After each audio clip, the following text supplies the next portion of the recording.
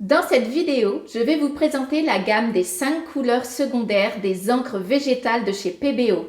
Je réaliserai un nuancier et un portrait uniquement avec ces couleurs.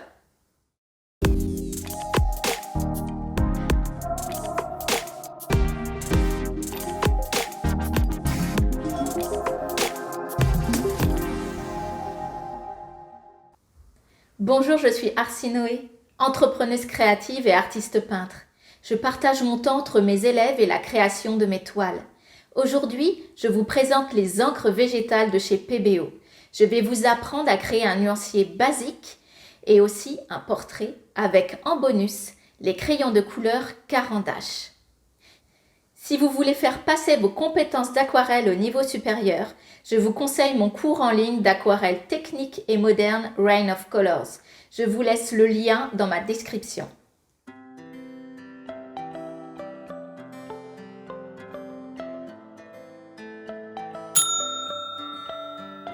Les encres végétales à dessiner de chez PBO se composent de 10 couleurs, précisément de 2 sets de 5 couleurs dans des flacons de 45 ml comportant un compte-gouttes pratique pour mieux doser.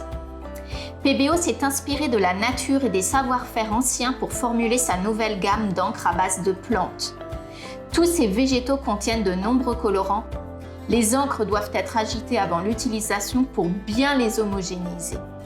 Pure ou diluée, elle s'applique avec différents outils, le pinceau, la plume, l'aérographe, sur du papier à dessin, du carton, du papier à diffuser. Tous ces matériaux-là qui sont absorbants peuvent être utilisés. Vous pouvez aussi utiliser du drawing gum avec pour réserver des zones de blanc ou aussi y ajouter du sel, du vinaigre pour faire des effets dans les encres.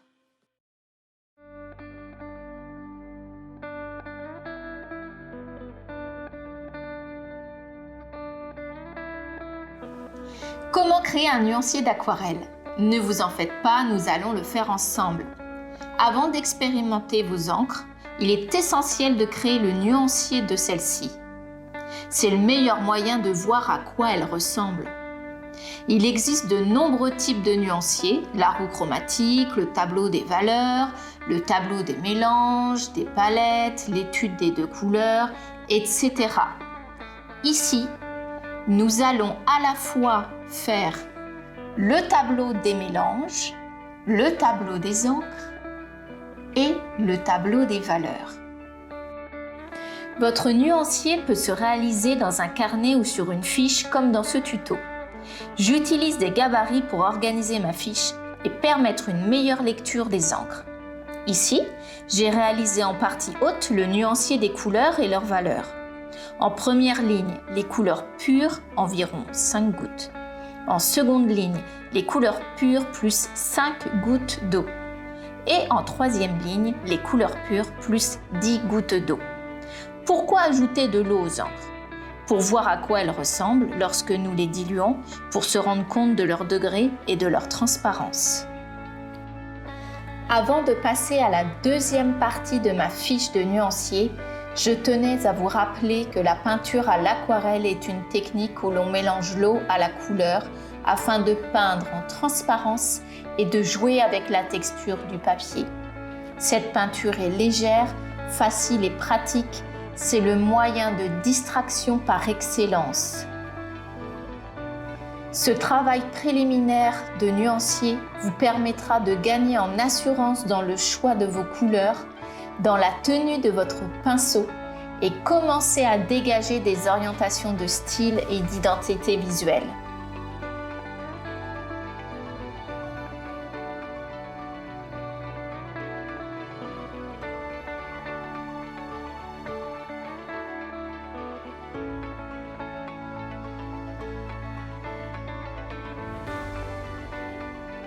En partie basse, j'ai réalisé un nuancier des mélanges.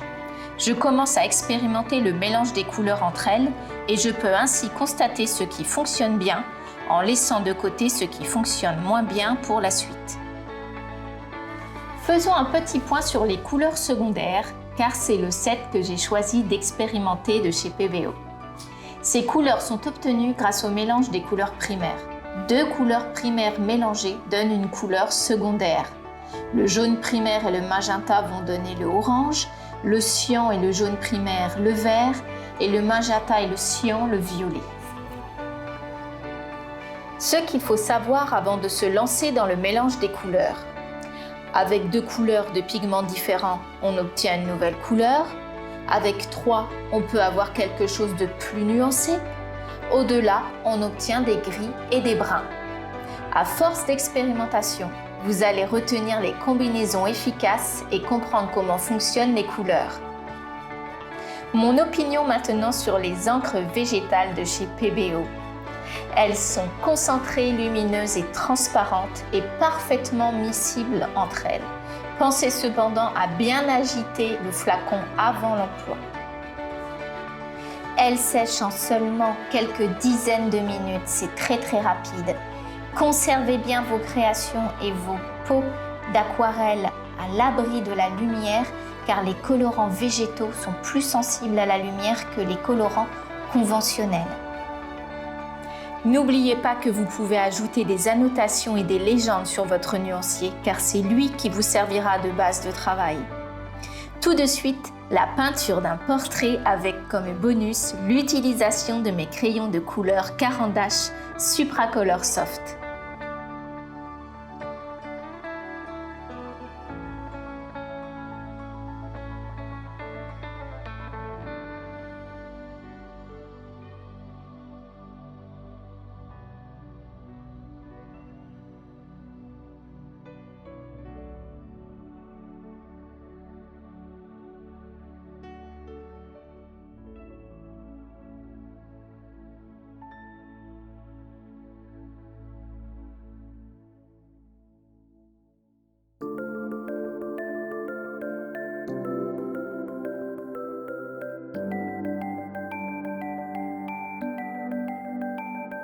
Bienvenue dans cette peinture de portrait.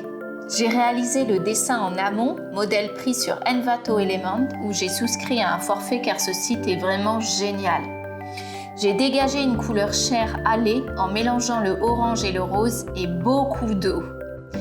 Pour réaliser la peau, j'ai travaillé en 2 couches superposées.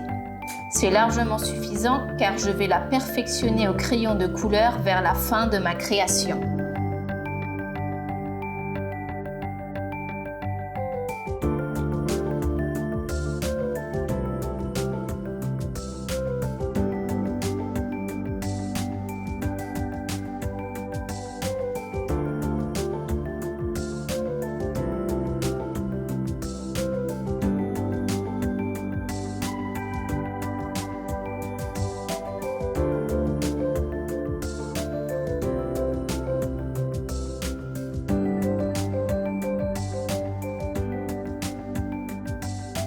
Pour le fond abstrait, j'ai travaillé comme je le fais d'habitude pour peindre une galaxie, sauf que cette fois j'utilise le rose, l'orange et le vert avec la technique humide sur humide.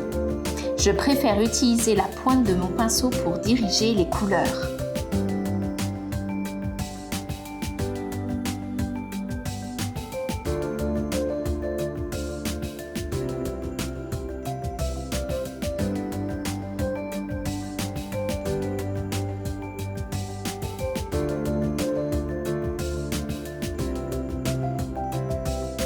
Pour la chevelure de Samantha, j'opte pour un tie and dye rose sur une base de orange. En effet, cela va me permettre de travailler mes dégradés et de donner du style à mon personnage.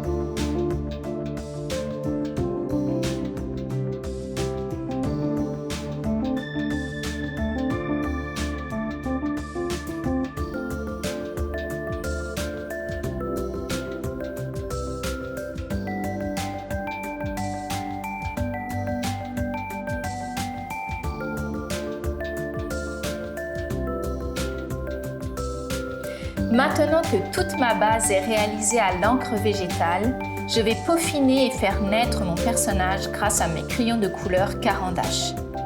Ce sont des crayons aquarellables solubles à l'eau, mais ici, je ne vais pas les diluer. Ce sont des couleurs lumineuses au fort pouvoir couvrant. Leurs mines sont tendres mais très solides, tout comme leur résistance à la lumière. Ils sont conçus et fabriqués dans des ateliers genevois en Suisse. Je vous laisse continuer à découvrir tout le processus du portrait. N'oubliez pas que si vous avez envie de vous lancer à l'aquarelle, j'ai un cours en ligne pour vous, disponible en lien dans la description. Le prochain tuto aura comme thème le doodling. Merci d'avoir regardé et à la prochaine fois.